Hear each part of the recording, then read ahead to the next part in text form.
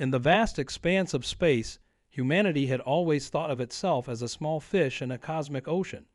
We couldn't have been more wrong. When the Galactic Council first contacted Earth in 2157, they expected to find another primitive species ready to join their ranks as humble newcomers. What they discovered instead was a planet of survivors, warriors, and innovators who had thrived despite being alone in the darkness for so long. The Council's ambassador, with their sleek crystalline form, stood before the United Earth Assembly in New Delhi, their multifaceted eyes scanning the room with what we later learned was barely concealed disdain. "Your species has been granted provisional membership," they announced, their translated words echoing through the chamber. "You will be assigned a mental race to guide your development." If only they had taken the time to study our history, to understand what makes humans unique. We had fought our way from caves to skyscrapers, from horse-drawn carriages to quantum ships. We had survived plagues, wars, climate disasters, and our own near-extinction events. But the Council saw only what they wanted to see, a young species that needed to be contained and controlled. Captain Sarah Chen of the UES Resilient was the first to notice something wasn't right. The development assistance programs the Council insisted upon were systematically dismantling Earth's defensive capabilities. Our quantum research facilities were being shut down under the guise of safety concerns. Our most brilliant minds were being recruited for off-world research projects, never to be heard from again. "They're not mentoring us," Sarah reported to the Assembly during a classified session. "They're neutering us." The evidence she presented was damning. Centuries of similar patterns with other species, all of them now serving as little more than resource providers for the Council's elite members. But humanity had learned from its own dark history. We remembered the taste of chains, the sound of whips, the weight of oppression. This time, we would not be colonized. This time, we would not be enslaved. We had a plan, and it was already in motion before the Council realized their mistake. The day Earth revealed its hand sent shockwaves through the galactic community. Our primitive quantum technology had evolved in ways the Council had never imagined possible. While they focused on controlling space, we had learned to dance with time itself. Our ships didn't just travel through space, they surfed the waves of probability, making the impossible not just possible, but inevitable. Impossible. The Council's supreme leaders sputtered as Earth's defense fleet materialized simultaneously at every major Council installation across 3 spiral arms of the galaxy. "Your species is too young, too primitive." Admiral Thomas, his hologram projected into the Council chamber, allowed himself a small smile. "You assumed that because we were young, we were weak. You thought that because we were kind, we were naive. But humanity's greatest strength has always been our ability to surprise, even ourselves." What followed would be remembered for generations as Earth's gambit. The Council had expected submission, had planned for resistance, had prepared for violence. What they got instead was a masterclass in human ingenuity, determination, and the sheer audacity that had taken us from splitting atoms to splitting reality itself. This is the story of how humanity turned the tables on those who would have made us kneel. This is the tale of Earth's vicious revenge, not through destruction or domination, but through something the Council feared far more: change. Because when humanity finally showed its true capabilities, we didn't just shock the Galactic Council. We rewrote the very rules of the game they thought they had mastered.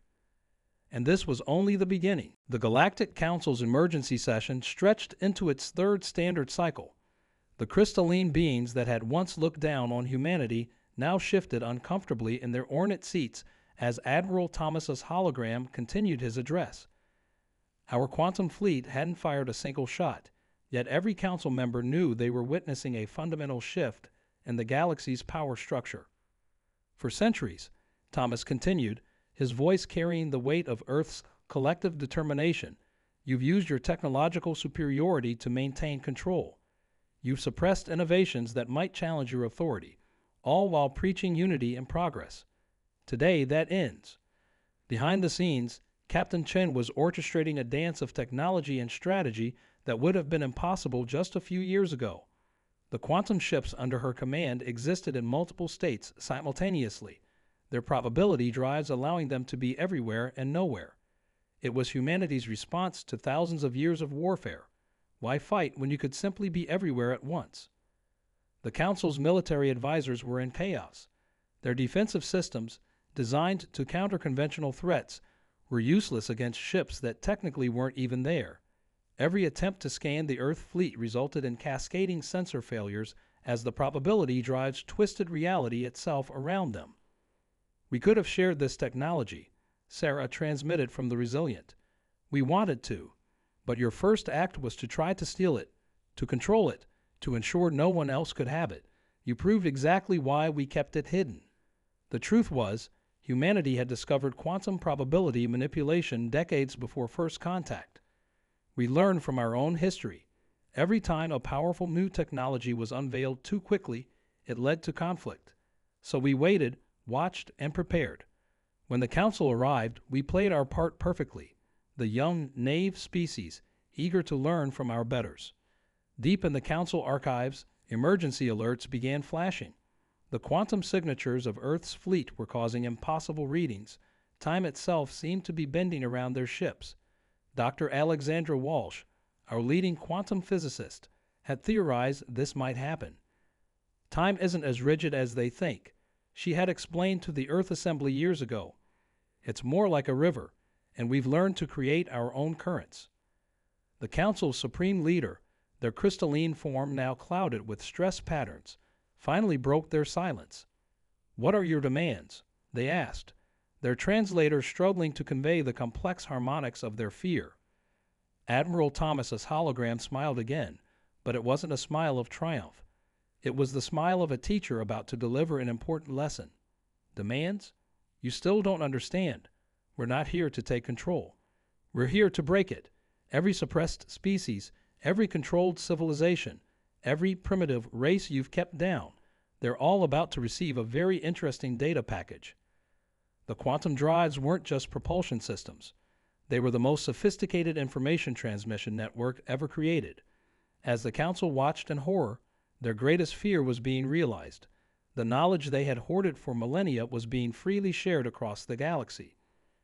You see, Sarah's voice echoed through the Council chamber. Humanity's greatest weapon was never our technology. It was our memory of what it feels like to be powerless, and our determination to ensure no one else would feel that way again. This isn't revenge. It's revolution.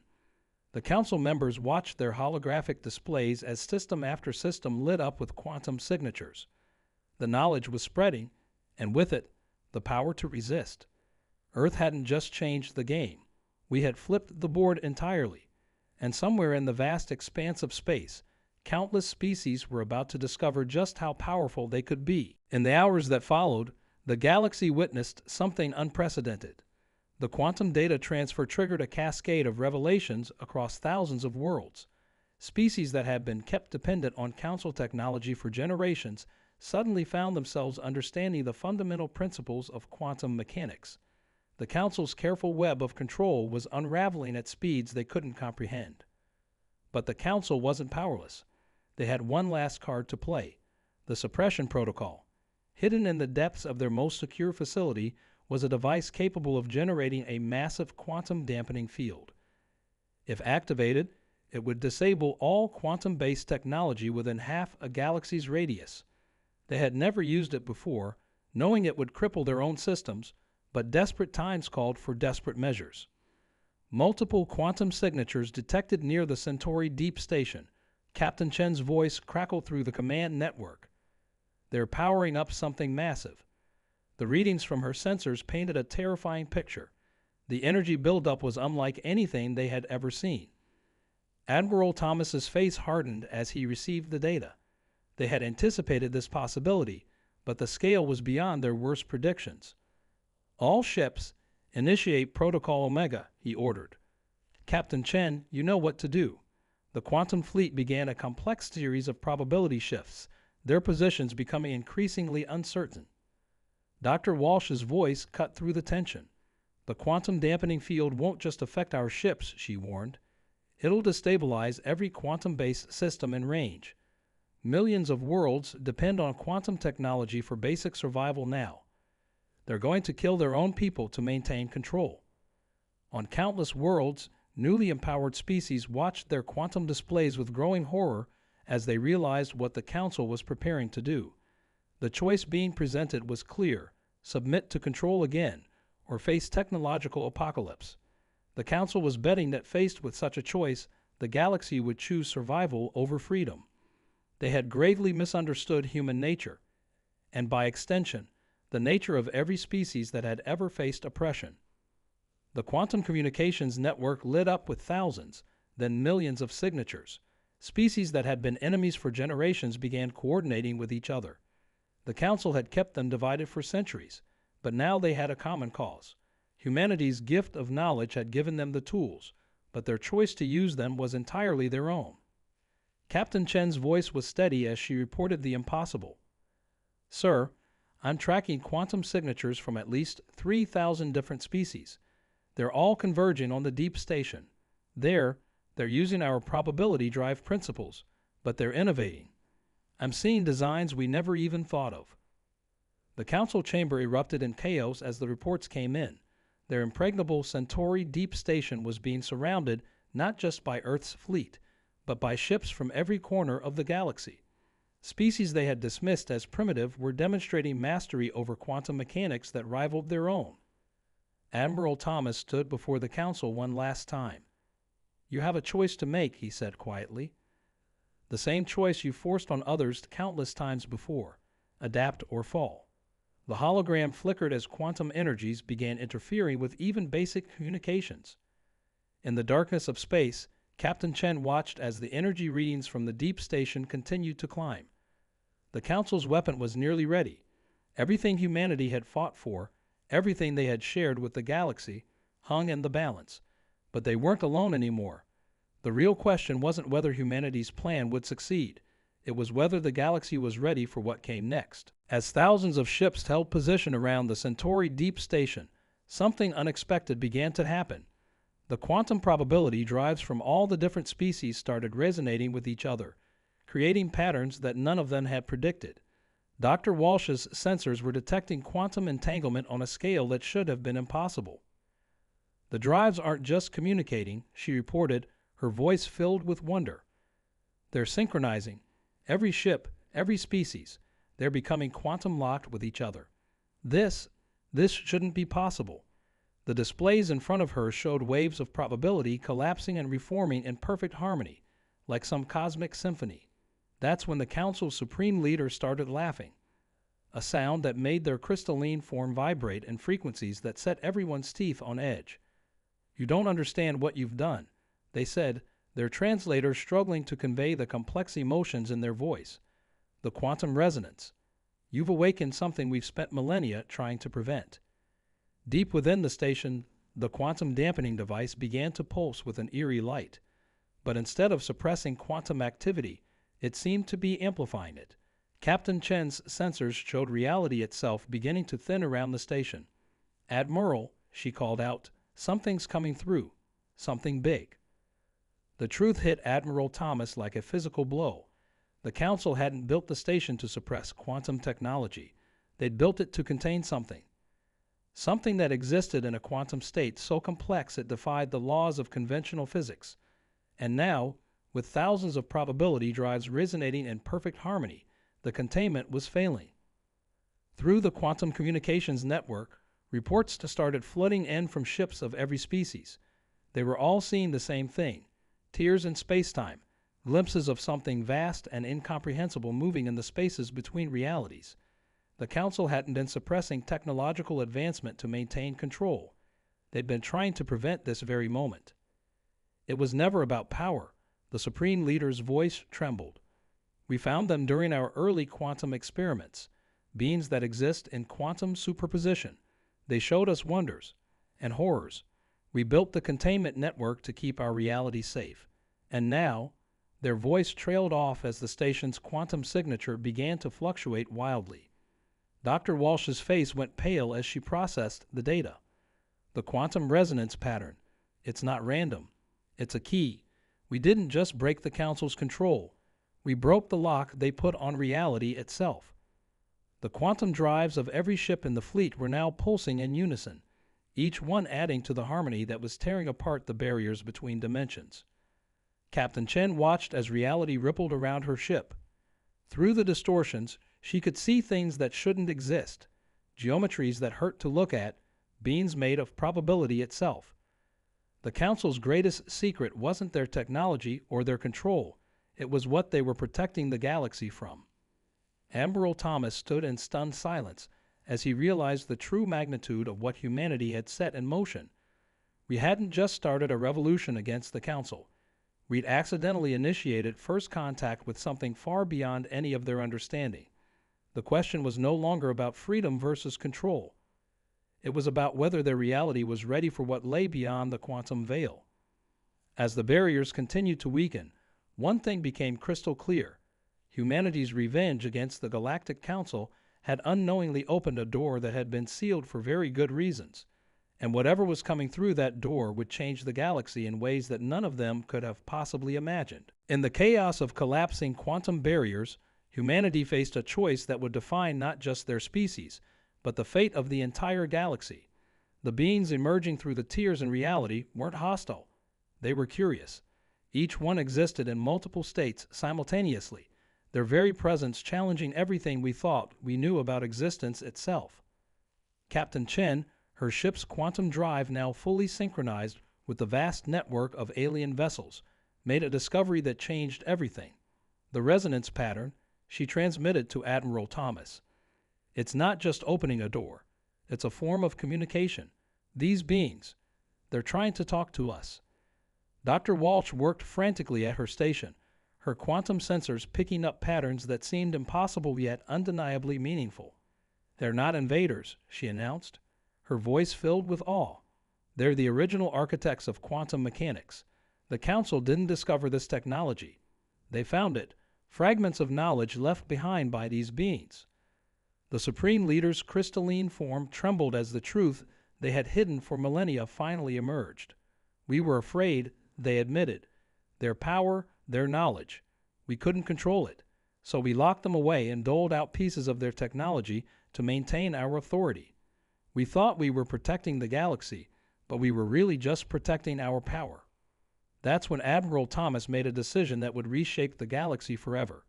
Instead of fighting the quantum beings or trying to contain them again, he opened a direct channel through the probability drive network. The response was immediate and overwhelming, not with violence, but with knowledge. Images flooded through the quantum network, showing countless realities, infinite possibilities, and most importantly, the true nature of the universe itself. The quantum beings hadn't been imprisoned by the Council. They had been waiting, testing, watching to see which species would be ready to understand the larger truth. "My God," Dr. Walsh whispered as she processed the data streaming through her systems. "They're not just showing us how quantum mechanics works, they're showing us how to transcend it entirely. This is what the Council was really afraid of. Not that we become too powerful, but that we become something they couldn't comprehend." The gathered fleet watched in amazement as the quantum beings began to teach, sharing knowledge that made their current understanding of physics look like cave paintings. But they weren't just teaching technology. They were showing how different species could coexist in multiple states of reality, how consciousness itself could expand beyond the limitations of single-state existence.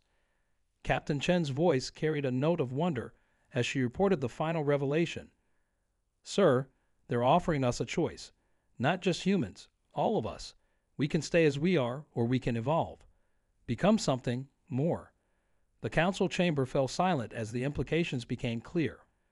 Their millennia of control hadn't just held back technological progress. It had prevented an entire galaxy from achieving its true potential. Humanity's act of rebellion had accidentally triggered the next stage of cosmic evolution. Admiral Thomas stood before the assembled species, both physical and quantum, and smiled. "We came here looking for revenge," he said, "but we found something far more valuable, truth. And now—" He paused, looking at the swirling quantum beams that filled the space around them. "Now we all have to decide what to do with it." As the galaxy stood on the brink of transformation, one final quantum signature appeared, different from all the others. It carried with it a message that made even the quantum beings pause. This wasn't the first time this choice had been offered, and somewhere out there, other galaxies had made their decisions. The real question wasn't whether to evolve, but whether they were ready to join a much larger community of transformed civilizations. The decision to evolve wasn't made lightly. The quantum beings gave every species in the galaxy time to understand what this transformation would mean. They showed visions of civilizations that had made this choice before, some from galaxies so distant their light hadn't yet reached our corner of the universe. Each had found their own unique way to exist in multiple states of reality while maintaining their essential nature. Humanity, true to form, was among the first to step forward. We've spent our entire history pushing boundaries. Admiral Thomas addressed the assembled fleet. Whether it was crossing oceans, reaching for the stars, or challenging the Council, this is just another frontier. His words resonated across the quantum network, inspiring others to consider the possibility. The Council members, stripped of their authority but not their wisdom, made their own choice. We were wrong to fear this, the Supreme Leader acknowledged, their crystalline form beginning to shimmer with new quantum possibilities. Perhaps now we can truly serve as guides, not rulers. Their transformation was beautiful to behold, their crystalline bodies becoming fluid, existing in multiple states while maintaining their consciousness. Captain Chen led the first group of human ships through the transformation process. The Resilient's quantum drive harmonized with the being's energy, and those watching saw her ship seem to fold through dimensions they couldn't quite perceive. When she transmitted again, her voice carried echoes of infinite possibilities. "It's like waking up," she reported. "Everything we were is still here, but now we're so much more." Dr. Walsh's scientific curiosity proved invaluable during the transition. She documented how consciousness could expand across multiple quantum states while maintaining coherence. Her research became a guidebook for species across the galaxy, helping them understand how to preserve their identities during the transformation. "We're not losing ourselves," she explained. "We're becoming everything we could possibly be, all at once." As the days passed, more and more species chose to evolve. The galaxy itself began to transform as billions of consciousness expanded beyond traditional physics, but not everyone chose to change. Some species decided to remain in their original form, and the quantum beings honored their choice. These civilizations became bridges between the quantum and physical realms, ensuring that future species would have guides when they reached this stage of development. The Earth Assembly made one final decision before most of humanity transcended. They established the Library of Infinity, a repository of human history, culture, and knowledge that existed simultaneously across all quantum states. "So we never forget where we came from," Sarah Chen declared as she initiated the project, "even as we explore what we might become." The quantum beings, their task of guidance complete, shared one final revelation. They too had once been like us, facing the same choice eons ago. Their role wasn't to rule or teach, but to ensure that each civilization discovered this truth in their own time, in their own way. Humanity's rebellion against the Council had simply accelerated the natural process. Admiral Thomas recorded his final message in traditional space-time before joining the quantum chorus. "We came seeking revenge against those who would control us," he reflected, "but we found liberation beyond anything we could have imagined. Our story isn't ending. It's expanding into infinite new chapters." And so, Earth's vicious revenge transformed into something far more profound. A revolution not just of power, but of existence itself. The galaxy would never be the same, but then again, change had always been the one true constant in the universe. As the quantum beings had shown them, every ending was just another beginning, viewed from a different state of reality. In the space where the Centauri Deep Station once stood, a new quantum nexus formed, a meeting point between the physical and the transcended. It stands as a reminder that the greatest adventures often come not from seeking vengeance, but from being brave enough to embrace the unknown. And somewhere in the quantum chorus of transformed consciousness, humanity continues to explore, to learn, and to grow, now and in all possible futures.